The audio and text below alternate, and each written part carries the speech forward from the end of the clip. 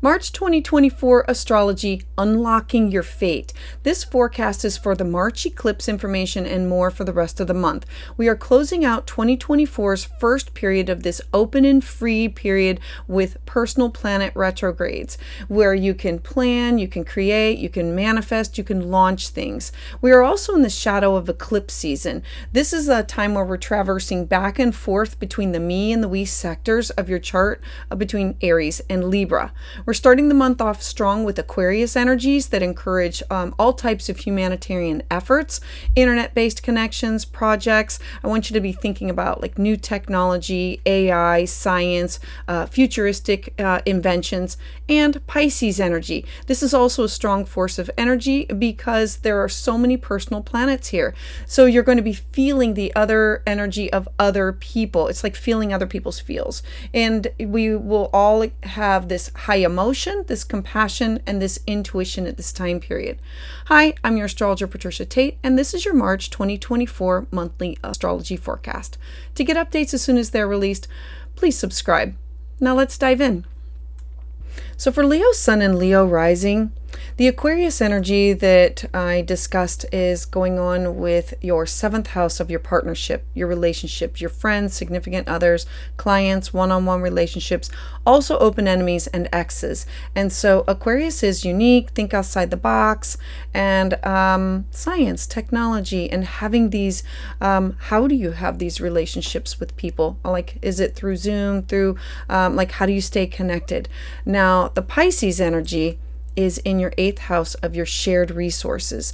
The shared resources have to do with the money, houses, debt, or income that could be through family or through siblings, like if you're sharing property, sharing investments, like through a will. It could also be through exes with alimony and child support. It can be through business partners and significant others. And so those two areas of your life are what we start the month off with in March that are a little overwhelming and build upon.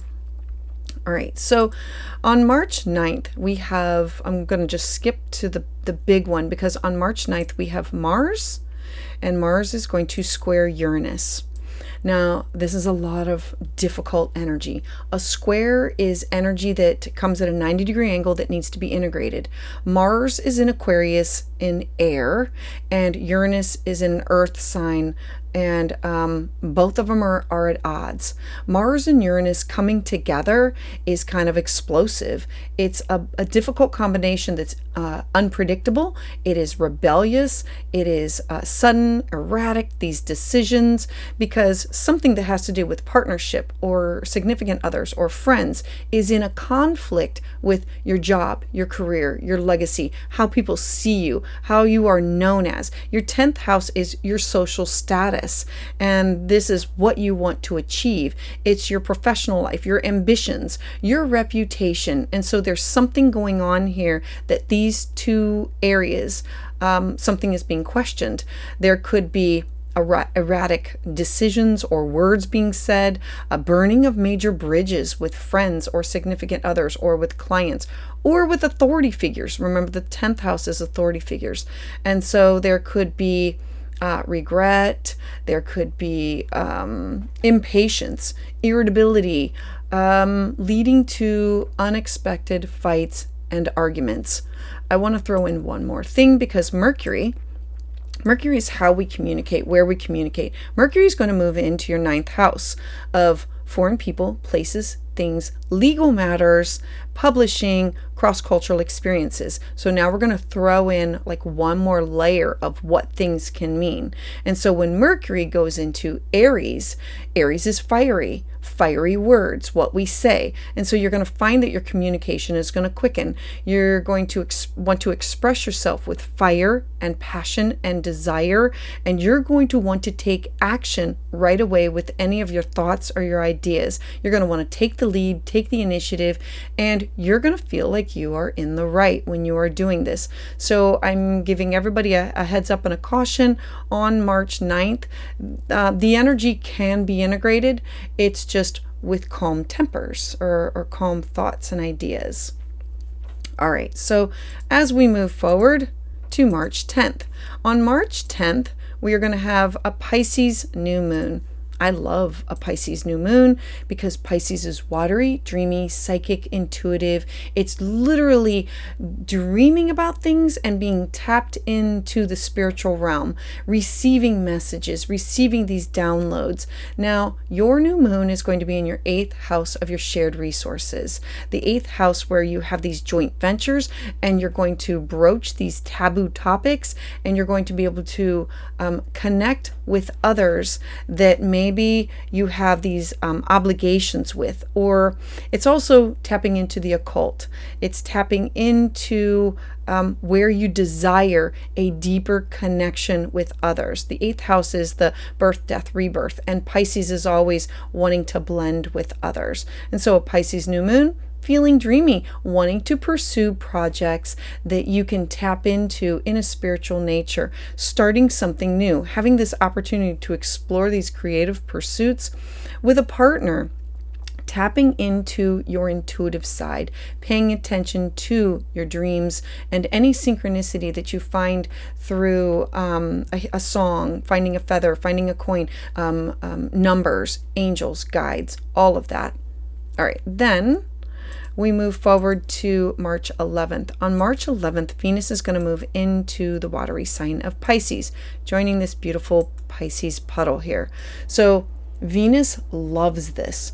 Venus wants to bring people, places, and things together. And she is the planet of love and relationship. And now in the sign of Pisces, this is her saying, I'm coming from a space of heartfelt energy. Let's merge together. And the 8th house is let's bond. Let's merge our energies together and let's come up with a solution that makes everybody happy. And so this could be healing some of those relationships that you have with exes, or healing some of those relationships where you share resources with family and having a deeper connection with business partners or your significant other. Venus here really says, I want to love you on a spiritual level, not just on this earthly plane, and having more compassion and being gentle with yourself and others in these daily interactions. All right, then on March 19th, we have the spring equinox.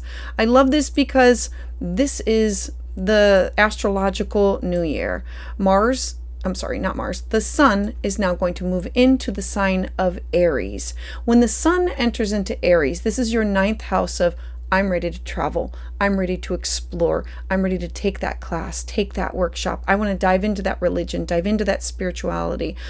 I want to publish this work. I want to, it has to do with legal matters. It's you saying, I have more energy, more passion, more drive, more excitement during this fiery season. I am ready to start something new. This can be a time that you're going to want to focus on what you're motivated in and take the initiative to move forward with it, to take the lead and now push forward with what do you want to do? Where do you want to go? Who do you want to have these connections with? What class do you want to take? All right. Then on March 22nd, we have Mars entering into the sign of Pisces. Mars is now going to join that beautiful Pisces puddle of water. Now Mars is fire and Pisces is water. Mars wants to not be in water. Mars wants to go where it wants to go. And Pisces comes from a place of passion and drive. And it's saying, look, if you're going to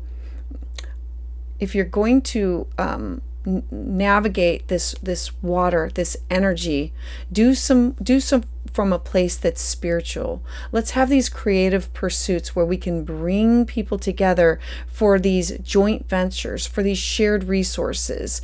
Let's bring people together that come from the same like mind, a heart and head center for these creative pursuits, passion and drive.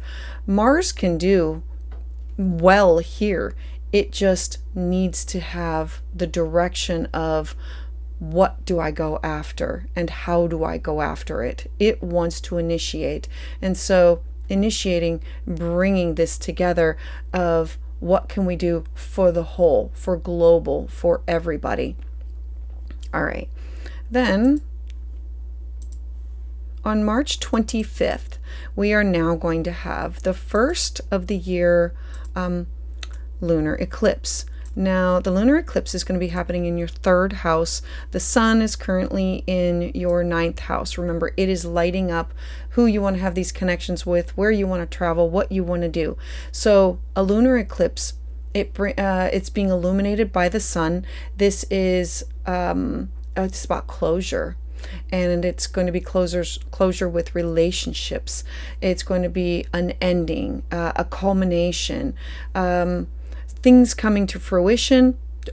Eclipses always bring about drama and manifesting all types of relationships and the way that you are communicating. The 3rd house is various types of communication, but it's also with siblings, cousins, neighbors, and it's how you communicate and talk and exchange ideas on a daily basis. And so there could be a major breakthrough, a dramatic ending, you having some healthy boundaries of, I'm just going to not talk, like we cannot have this conversation anymore. We're not going to talk about this anymore.